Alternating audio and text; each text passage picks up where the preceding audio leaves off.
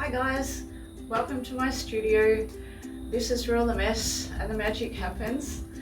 My name is Camille and I run Fluid Artworks, Fluid Art and Works of Art. I also run Brisbane-based classes and workshops to help teach this amazing style of art. There's 3 key things that you need to know about paint pouring before you get started. Number 1, it's addictive. Number 2, it's messy. And number 3, it's fun. So if at any time during your paint pouring journey, when you start to feel frustrated or disappointed in what's happening, just walk away, take a break and come back to it when you're feeling better.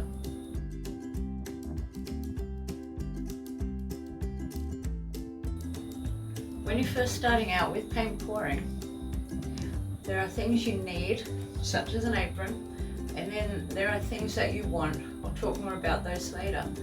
You can spend a lot of money, but I suggest you go slow and see how you go, and then buy what you need as you're going along. When I started, I ended up with a lot of stuff that I still haven't used, and I've been doing this for quite some time now.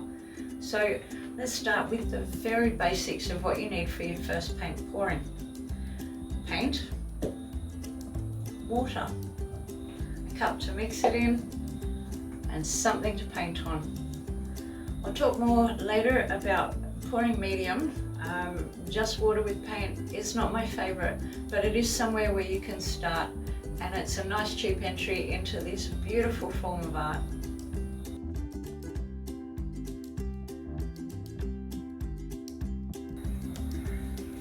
You don't need all of this, but you might well find you end up with it, or most of it, or just some of it. Depends on what suits you.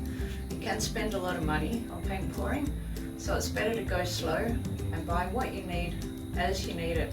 I'll run through a few of the things that I use when I'm paint pouring. I find it handy to have these things close by. So disposable gloves are wonderful. They can save your hand washing cleanup time. You can pull them off fast and get started on something else. Wet wipes, I also highly recommend, again good for cleanup. Plastic sheeting, great to lay down to protect your paint surface, particularly if you're working on your kitchen table or kitchen bench. On this table I have a big sheet of quite thick plastic laid down just to protect the tabletop. Puppy pads are great. They're quite large. These are 60 by 60 centimeters. Plastic backside and very absorbent front side. And these fit perfectly into this silicone mat, which is a silicone puppy training mat. I got these at Kmart. Let's see what else. Cups to pour with. Yogurt cups make great vessels for larger canvases. Come in a variety of sizes. Plastic cups are now pretty much off the shelf. Single-use plastic is gone, which is great for the environment. Different sizes, if you can get them, are handy. And I guess what's most readily available these days is a paper cup, and you can wash these and use them again a few times before they disintegrate. The best way to clean your cup is to use some paper towel and wipe out all of the paint that you can. Put that in the bin. You want to pour as little paint as possible down your drain. It's not good for the environment and it will clog up your plumbing. What else have we got? We've got a butane torch, which is great for getting the bubbles out of your paint and also helping cells appear. If you don't get the bubbles out of your paint, they will pop while the painting is drying, leaving pits that will show your canvas. It's not the best look. You can also use a heat torch, but I don't recommend it. It can heat the top layer of the paint, helping it to set faster, which will cause your painting to crack as it's drying. So torch is better. A mesh strainer is great for pouring your paint through if it gets a bit lumpy. This comes in handy when we're saving paint and using it later. Talking of saving paint, I store it, I just put some Glad wrap over the top with a rubber band, and I can keep it like that for 1 week, 3 weeks, and I can pour it again. Give it a good stir before you do, and put it through a strainer. A piece of card is great for doing drip tests on. A piece of cardboard folded with a nice corner can be used to control the amount of paint that you're pouring off your canvas, particularly when you're trying to get the paint onto your corners. A spatula is wonderful for scooping up paint to use again later, or for spreading your base paint over your canvas. As another spatula, some smaller spatulas are great for swiping as well as moving paint where you want it. Foam brush is also good for spreading your paint around. Popsicle sticks to stir your paint. Stir your pouring medium in with your paint to get it mixed, ready before you pour. Straws are wonderful for moving paint around. I will get onto this in another video. Reusable straws are the best. I found this packet at Aldi recently. It comes with a cleaning brush. The straws are nice and thick. I'm going to have some fun with these. It's really important before you start to make sure the surface you're pouring on is completely level. So a builder's level is great for this, as well as these little guys. They're also levels, you can find them at a hardware store. See, this is just some little pieces of cardboard. These can work well to put under your base to help get it level. If one side needs to be lifted a little bit, these are perfect for that. Of course, we need paint. Floetrol is highly recommended, and PVA glue, non-acidic, is best. Oil can also be added to your paint mix, only 1 or 2 drops at a time. The more you stir it, the smaller your cells will be. The less you stir it, the larger your cells will be. This helps get cells, but it's not always needed to get cells. When you use oil in your paint mix, cleanup can be pretty hard. When your painting is fully dry, oil will be on the surface, and it can be hard to clean off. It's a bit of a process involving alcohol wipes, some corn powder to absorb that oil, and then washing it off. And of course, this is done gently so we don't upset our beautiful painting. I also use a hairdryer. It has a cold setting, which is perfect again for not heating up the top layer of the paint while I'm moving it around. Painting with a hairdryer is great fun. I will be doing a video on this. I've also got this smaller air mover. Again, the same as the hairdryer, but smaller for more detailed work. But a straw works just as well.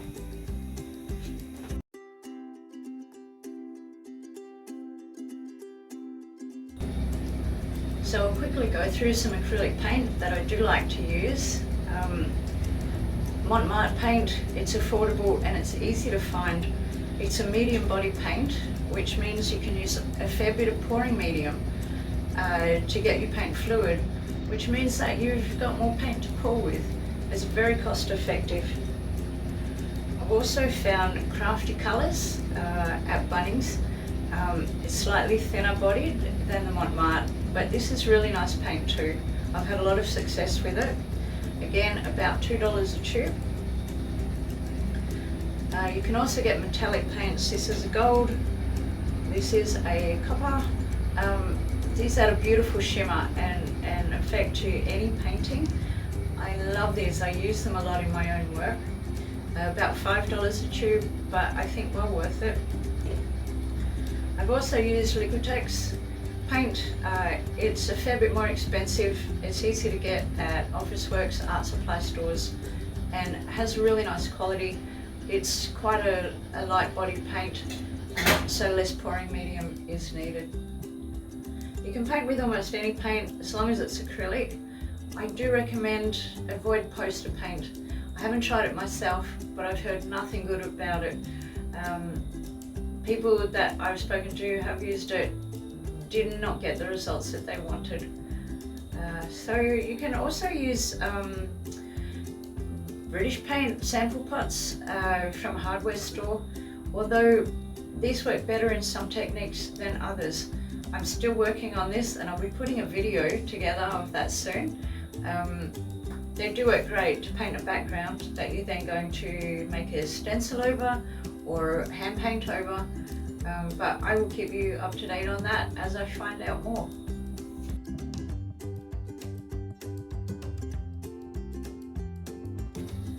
The good news is it's easy and affordable to make your own pouring medium, and I'm going to show you how I make mine. It may not work perfectly for you, but it will be a great guide to get you started. You need to play around with what you're using and find out what works best for you.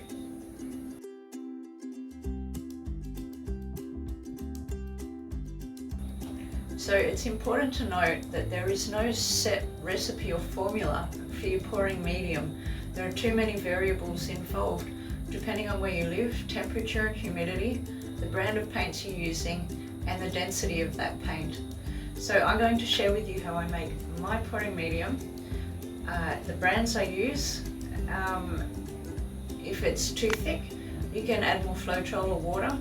If it's too thin, add more paint. Persistence will get you the right consistency every time, and the consistency we're looking for is that of warm honey. So I use Floetrol. It's a paint extender and conditioner.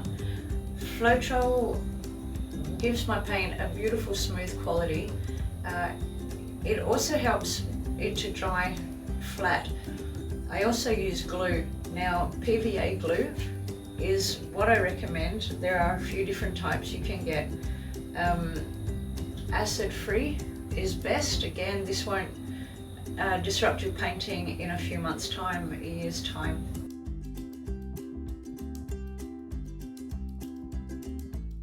So you'll need a stirring stick, some glue, some Floetrol. Remember I said about 30 to 40% glue and 60 to 70% Floetrol. So let's get going on that. I usually use this glue, but this is a bit claggy, a bit cluggy. I'm not happy with it, so I will return it. So for today, I'm going to use this. This is Elmer's Glue All. It's a great glue. It's a little bit more expensive, but it seems to always have a great consistency. So about a third of glue. You can see how well that runs out of my bottle, and that's how it's supposed to run. Just for an example, I will show you this glue and how it's running or not. So if you get some glue, buy it, get it home, and it behaves like this, probably don't use it, take it back and get a refund and buy your glue from somewhere else, because the other bottles I have on the shelf will be from the same batch. Now remember how easily that came out of the bottle? And this is pretty much a full bottle. Unless I squeeze it, it's not even going to come out. You can see it's chunky, claggy. It's pretty gross. That's not how this glue should be. Ugh. Okay, so that's going in the bin, and this is going back to the shop. I have bought this brand before and I had no problem with it. I've also bought similar size container, Montmartre glue, PVA, and had no trouble with that either. Unfortunately, I've got one out of a bad batch and I bought 3, so I'll be taking 3 back. Okay, Australian Floetrol is the bomb. It's great for lacing and cells, which I will talk more about in another video. And give it a quick shake up. That's just in case it's been sitting on the shelf in the hardware store for any period of time. The ingredients may have separated. I've already shaken this up using it today, so I didn't give it much of a shake. Now, I want to go up to about here to get my 60 to 70% in. can see how this is pouring. It's beautiful. It's like cream. It's lovely. And it works to give the paint a really good texture. Help make it exactly what we need for paint pouring. Now it's hard to see here because the glue's white and the Floetrol's white, but give this a good stir in and be sure not to confuse it for white paint because it will dry clear. So you will notice that this also flows really well off the stick, but when you're mixing this you will feel that it is a much lighter mix than the paint. It is a lot thinner, but it's a beautiful consistency. So that's it guys, it's that easy. Here is my paint pouring medium. I mix this with paint and then my paint becomes fluid and ready to pour with.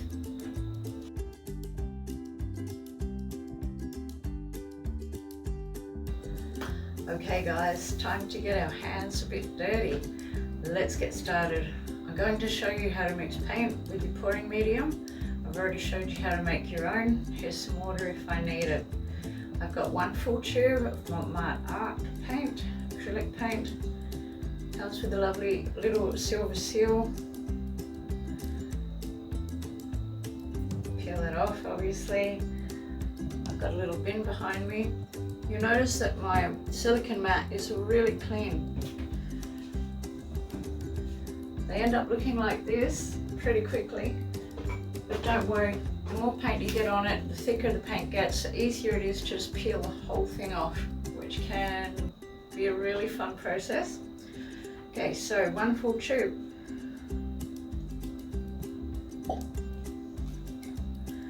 Work your way down the tube so you can get all of the paint out that you can. We don't want to waste any.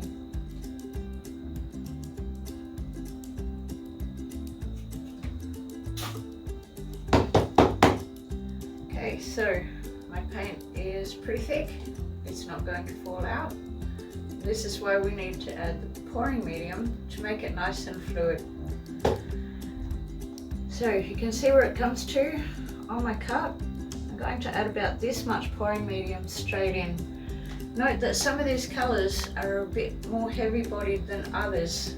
Different colour pigments will have that effect. Got our pouring medium ready mixed. 30 to 40% of glue, 60 to 70% of Floetrol, and that's all. Give it a good shake before you start. I've already given this a good shake. So let's go. If there's any bits on the side, pull them off. You don't want them in your paint.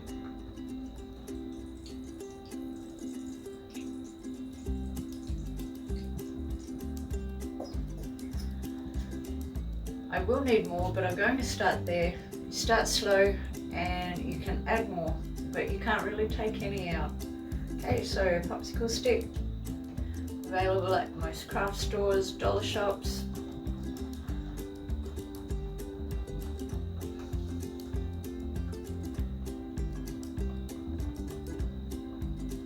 See, this is mixing through, still got a way to go.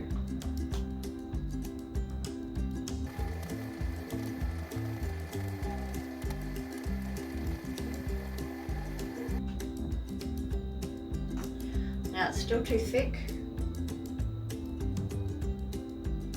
It's a bit gluggy, so I'm going to add some more pouring medium.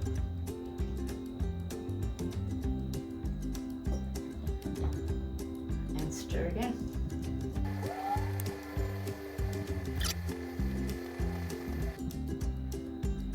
It's running nicely off my mixing stick, but I'm going to add a little bit more and a splash of water. Remember, different consistencies for different types of painting techniques. This one is going to be thick medium because I'm going to use it to do a flip cup for you.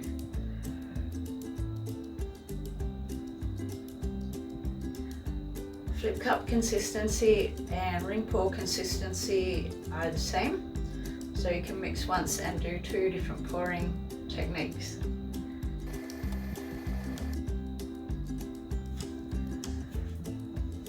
just a little bit of water. A little bit at a time. This can take time, but it's worth taking the time.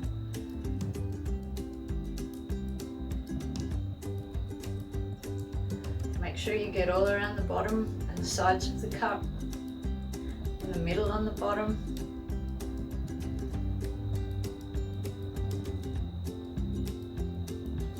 I have some paint on my thumb. Paper towels are my friend.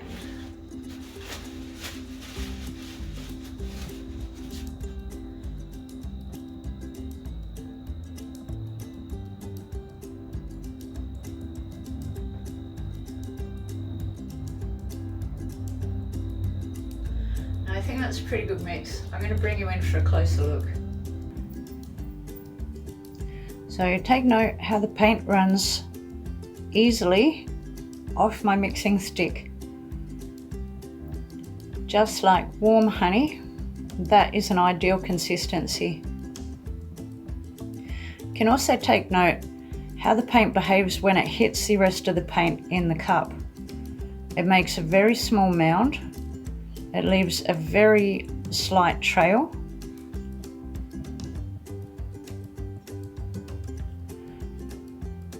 You're taking note of these two things. They're both really good indicators of the consistency of your paint.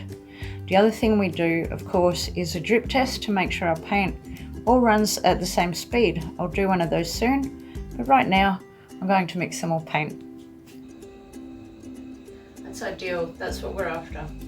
So I'm not ready to pour with that just yet, as I'm going to mix up some other colours to show you a flip cup. So, easy way to keep this safe for a few hours, a day, a week, a month. Keep dust, cat, dog hair out of it is just to put a little sheet of Glad wrap over the top.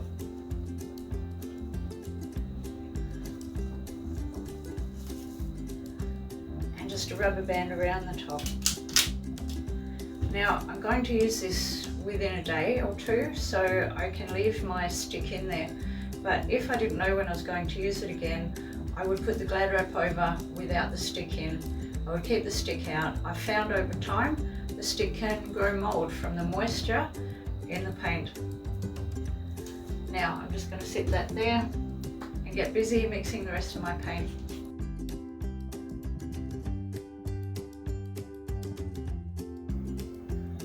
Let's have a look at some of the things that we can paint pour on. We've got ceramic tiles. This is a coaster size. This is a 20 by 20 centimetre tile. You can get these at hardware. There's also canvas stretched on a wooden frame. These are great. They're lightweight, they're easy to hang, or you can even frame them. Paint on words, numbers, letters, get some positive motivation to put up around your house, decorate your workspace, a kid's room, perfect. We also have what's called canvas board. You can see these are very thin compared to the framed canvas. I don't recommend these so much. They are very thin, well, they're quite sturdy. But because there's so much fluid in paint pouring, so much moisture, it does make the board warp. But having said that, if you still want to have a go, we just wait until it's fully cured, so around 30 days, and then put something heavy on it, something like foam books, which I don't imagine anyone has anymore, but something around the same weight. You leave it on long enough and these will flatten out again. It can take a couple of weeks for them to flatten out, so don't be discouraged. Another favourite is Yupo paper. So this is a synthetic paper, so it handles the moisture really well. If you're using this, just make sure you have a stiff board to put it on so that you can tilt your painting as you need it. And then set it somewhere to dry, somewhere flat to dry. You can paint pour on almost anything that's non-porous. Some things need to be prepped first. I just used some cheap white house paint to give this a coat first. That's all I did for prepping.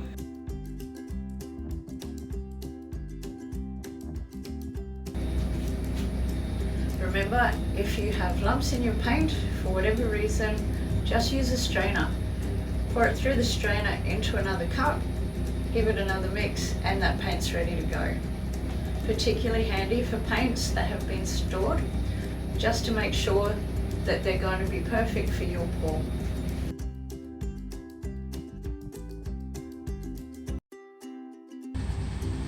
Hi guys, okay, here is a level that I use to check that my surface is flat, is level before I start painting. You can see there's 3 bubbles, they're measuring different angles. If the bubble is between these black lines, then you're good to go. This is important to do before you start pouring. It will save you a lot of heartache and frustration. Next, we're going to do a drip test. This is just a normal piece of card or thick paper. Now my paints, I mixed them last night and they've been sitting, so it's good to give them another quick mix.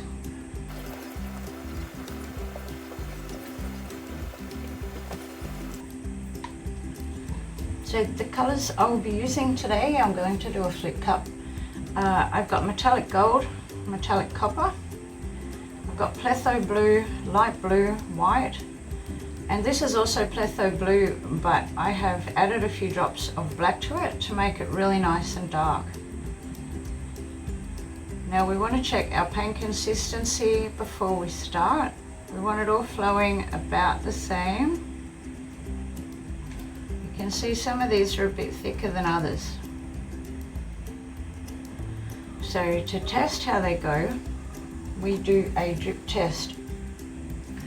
We try and put a similar size drop of each paint.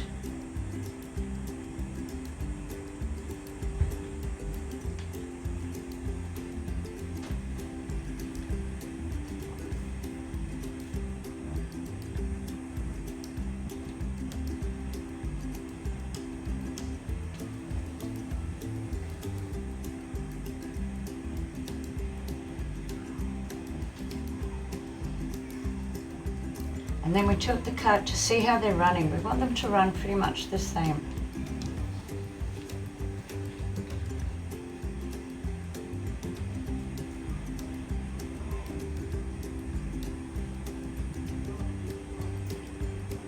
So they're all running pretty well.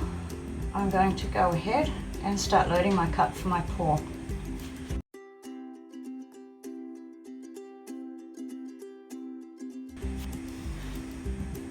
So to try and get some extra cells today, I'm going to use some cell activator. What this is quite simply titanium white paint, the very same as this, mixed 1 part paint, 4 parts Floetrol, no glue, no water. And I'm going to put that in my cup first. Remember that first in your cup is the last colour out, so it will be sitting on top. We want our cell activator sitting on top so it floats down through the paint and gives this nice cell effect.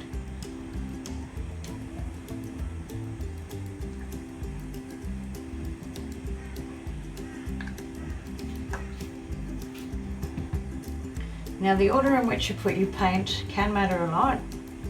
I'm just going to mix them generally. You can also tip your cup and layer them like this.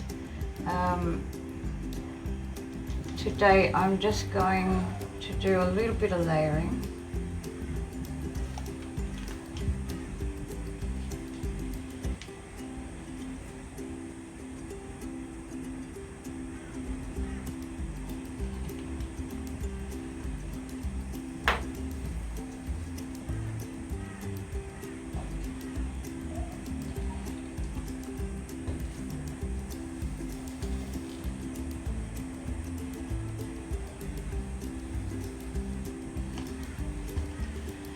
Now I did want to get a little bit of green in here, so the gold and the blue will mix to make a nice green.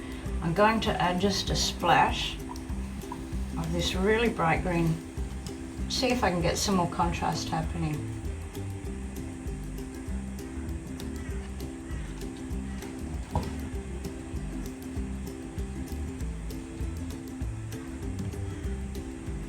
A bit more white.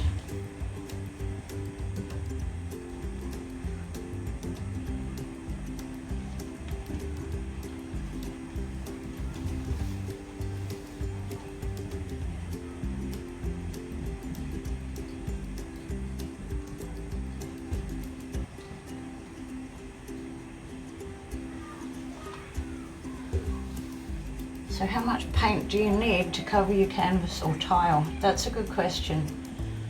This is going to be loads. More than I need, definitely.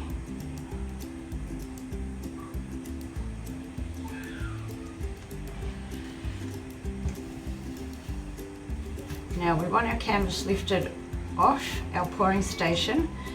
So we can use these, they'll hold it nicely. Or you can use some bits of wood and lay your canvas across there. I'm just going to use these today.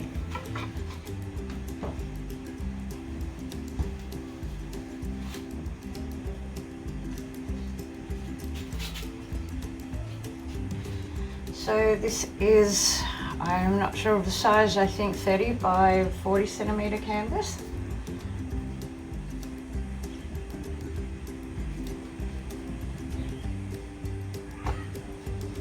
Okay, now we need to get this upside down on here.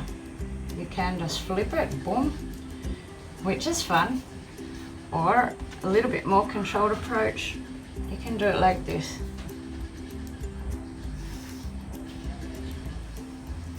So we want to give our paint a bit of time to run down through the cup, through each other.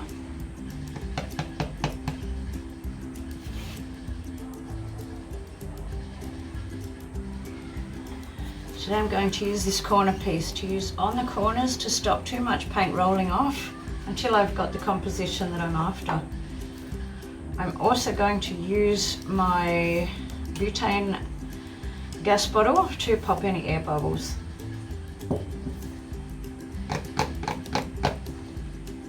Alright guys, let's go.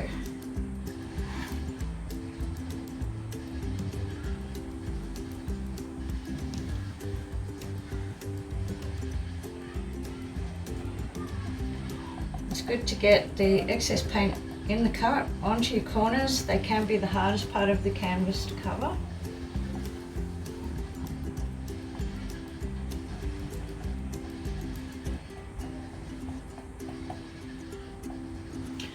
And having paint to run over helps the paint flow a little bit better. Okay, this is looking beautiful. I'm going to hit it with some fire.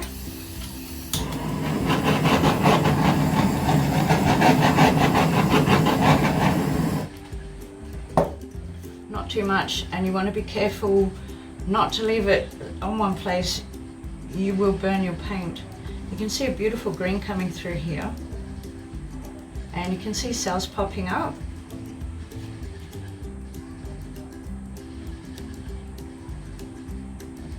Okay, so now I'm going to start tilting. It doesn't matter what area you go to first, but it's good to tilt.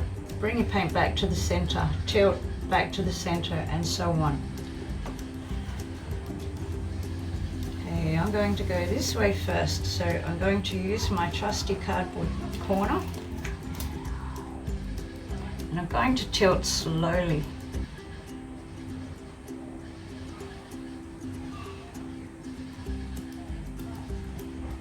Take your time, this is relaxing and fun, there's no rush. Now I'm bringing the paint back to the center again.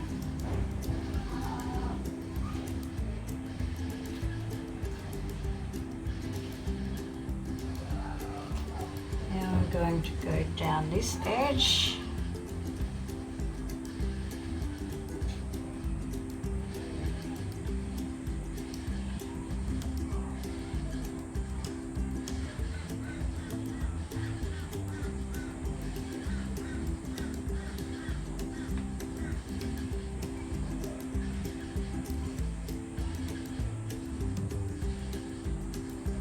The more I tilt, the more I'm stretching those cells, so the bigger they're becoming.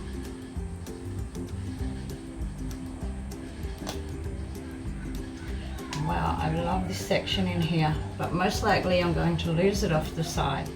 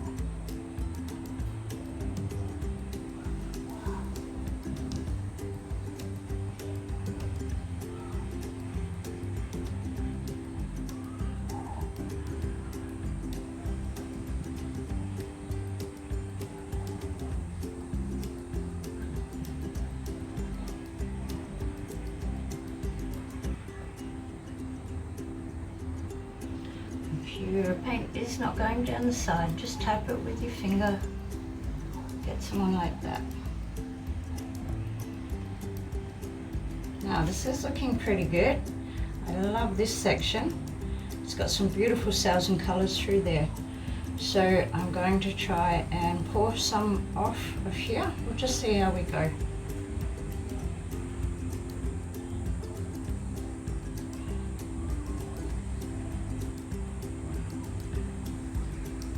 You don't want to tilt your paint too much, you can overstretch it, which leads for the paint binders to break apart.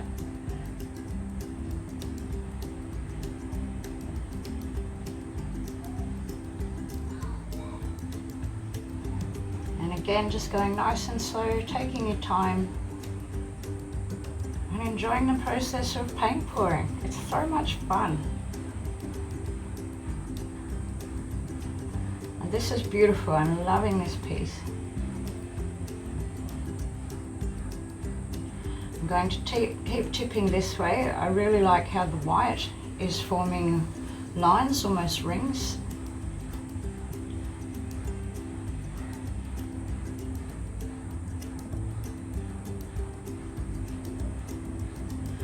So it's poured, it's tilted. I'm just working on my composition now. Your composition can be anything at all that you like.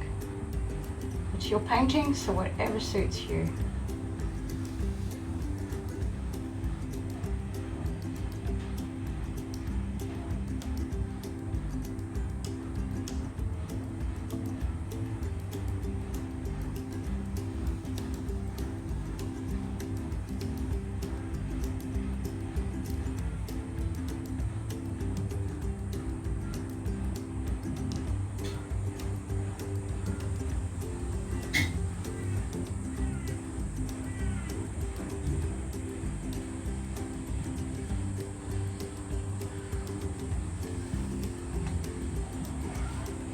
Okay, I'm pretty happy with that. You can see why gloves are handy.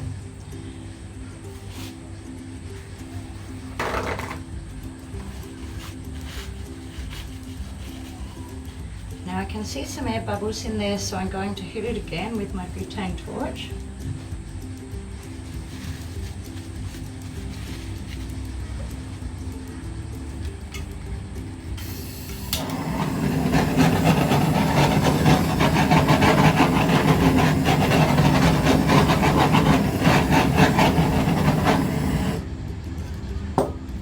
See that brought up a lot more really small little cells. I'm really loving that effect.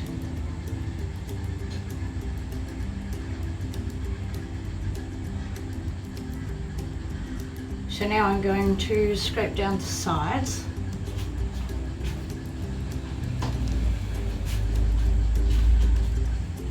Just running around underneath each edge with a stick to take off any drips. Drips can encourage the paint to keep coming off the side, and then you lose your beautiful painting. There's quite a lot on there.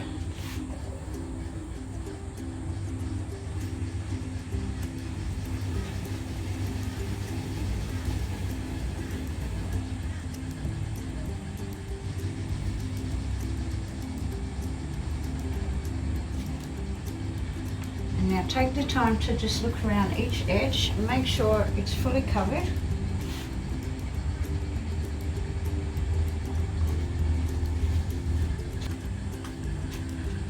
Now I'm going to take this to my drying table. I will take a photo of it after it's dry, so you can see some of the changes that can occur in a painting in the process of drying.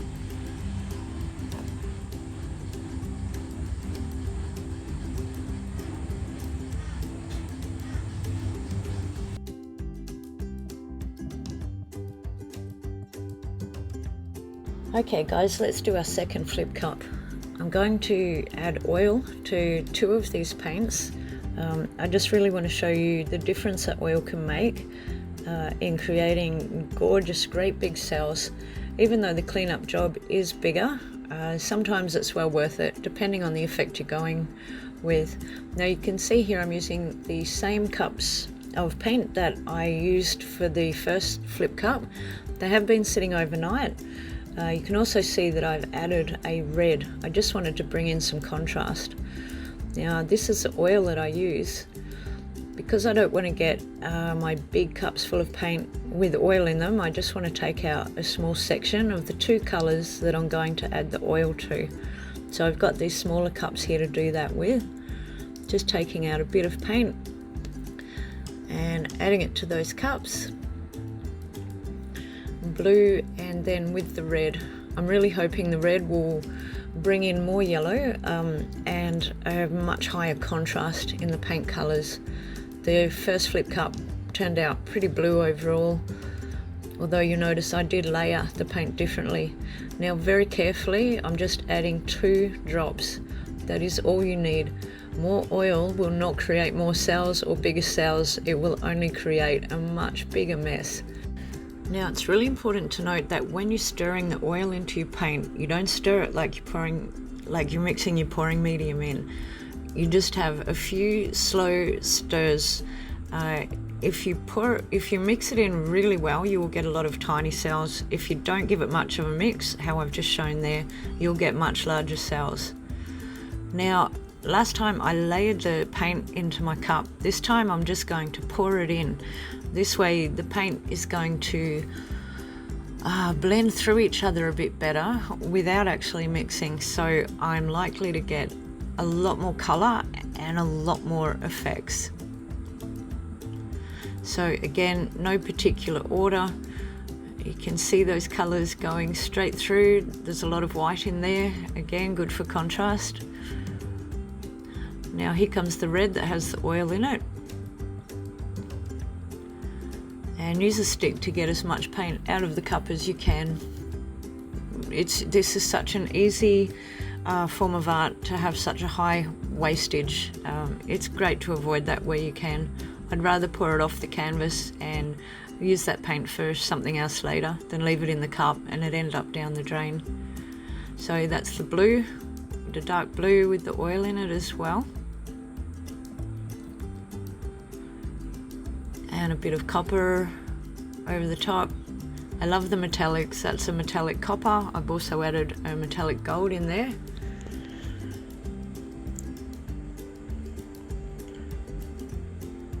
Okay, now these are just little pieces of an exercise mat that I cut up. I found a much better use for an exercise mat than exercising. And it's important to just keep your canvas or your tile, whatever you're pouring on, just lifted slightly off your pouring surface. This makes it easier for cleanup.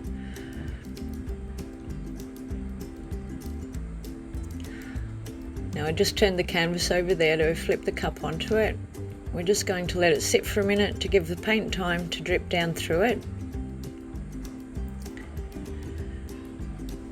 And as the paint's running down onto the canvas, it's all running through each other, gives a great effect. Wow, okay, there's some wonderful cells in there, some excellent colour. I'm really liking that. I'm adding excess paint to the corners of the canvas as paint flows more easily over other paint, so this will help when I'm tilting the canvas to get my paint to cover it all.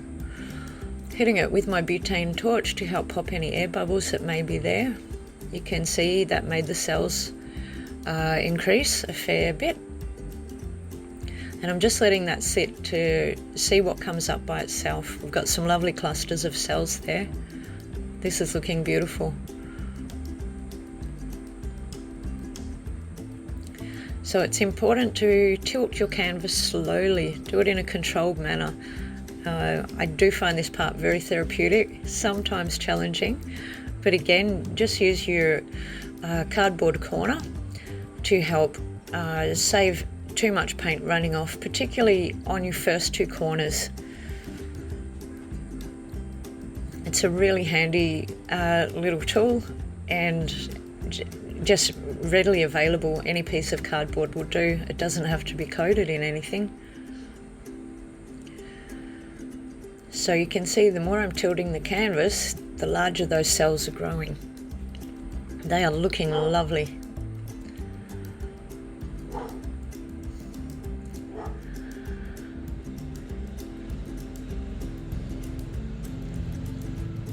Just heading into the second corner now, taking my time. You can see at the front there the canvas is still bare, so I'm tilting it forward. I want full coverage on my canvas. And that little spot I will just touch up later with my gloved finger. Now I'm pulling the paint back into the center of the canvas. This is important. After a big tilt, pull your paint back into the center. It does help to avoid distortion, although sometimes distortion can be exactly what you're going for.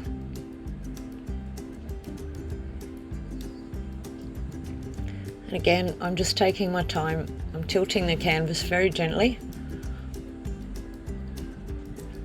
and letting the paint pour down into that corner. We want the paint to cover all of the surface of the canvas.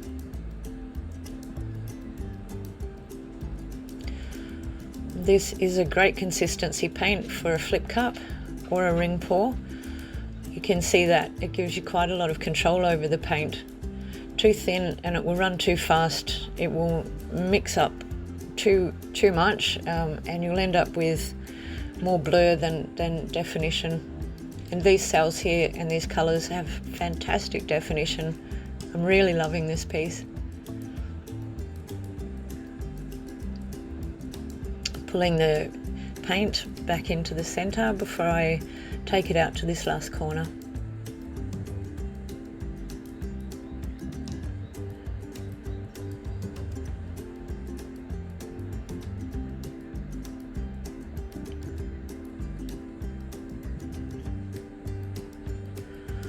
I've decided to use my cardboard corner again, as I don't want too much of this paint to run off this corner.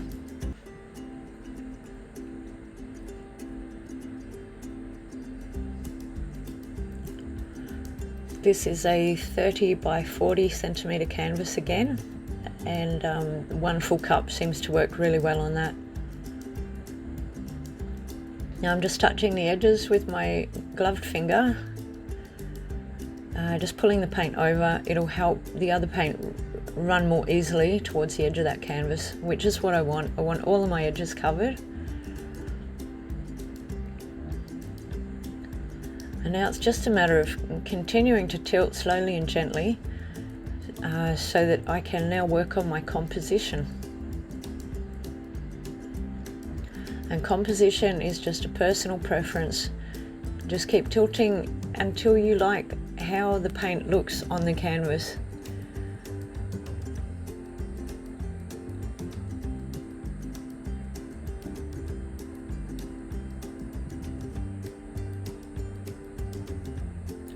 You can see there's a huge difference in this one, adding just those 4 drops of oil, 2 drops to 2 colours.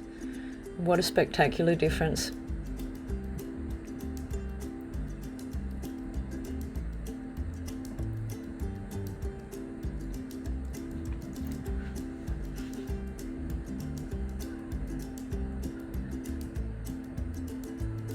That cluster of cells is just beautiful. I'm loving it.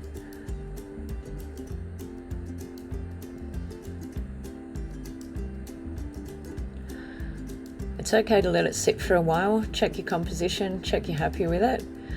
See if other cells pop up. Now I'm just hitting it again with my butane torch. There was a lot of tilting there, so I want to pop any extra air bubbles that may have come up during that process.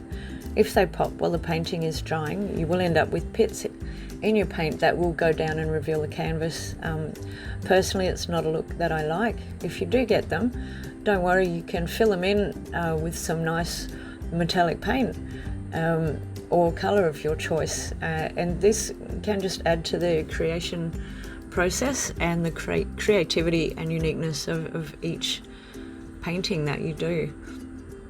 The wonderful thing about paint pouring is it's always a surprise. I'm never sure exactly what's going to come out on my canvas, which is part of paint pouring that I really, really thoroughly enjoy.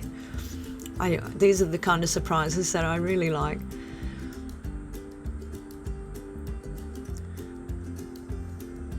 You can see there's not a lot of movement now in my paint, which means I've got the right amount of paint left on my canvas.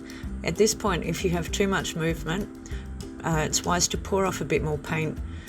Too much paint left on the canvas can cause it to crack as it's drying. Again, it's not a preferred look, but you can fill those cracks in with a lovely paint, and again, just change the whole appearance of it. As with painting any art, it's a personal preference. It's important to do what you like and what you enjoy. Don't try and paint for anyone but yourself. This will save you a lot of frustration and make the whole process more enjoyable. And now, finishing touch is to get a popsicle stick and scrape along the under edges of your canvas. This will stop the paint dripping off, and paint dripping off can continue to pull other paint with it overnight and as your canvas dries, which can even result in majority of the paint on the canvas coming off. Your painting will change an awful lot as it's drying. So I'm pretty happy with that. I'm going to take that now to a table I have set up that's perfectly level, and I'm going to leave it on there to dry. Now, as you can see, there's a fair bit of leftover paint here. It's good not to waste it. Some of these parts are beautiful, and I like to use them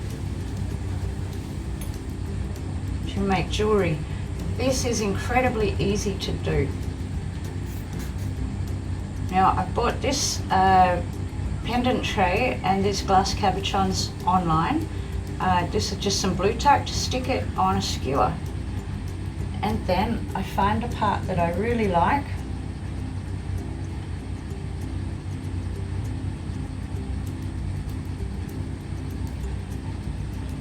and dip it in. It's that easy. I've got this foam to put my skewer in, and they dry like that. Of course, I keep it on a flat surface.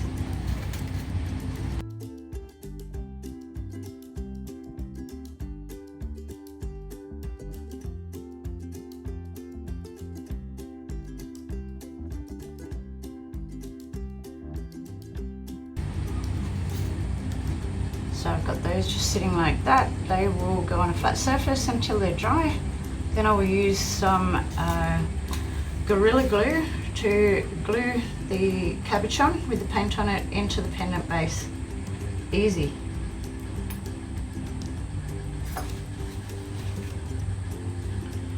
So with regards to this glue that is left behind, I could dip more cabochons in. There's all different sizes. Or I could leave it in there to dry and then peel it off in a big skin.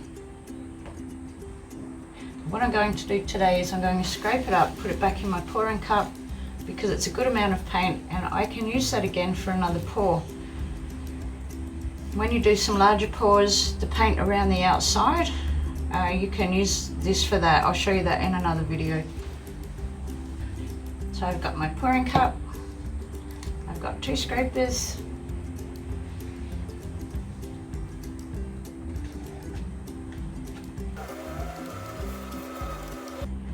sometimes these mixes of colour all become a beautiful new colour all unto themselves.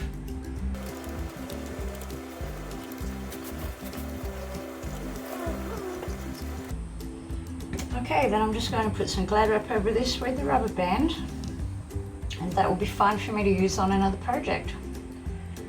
Less waste is good waste.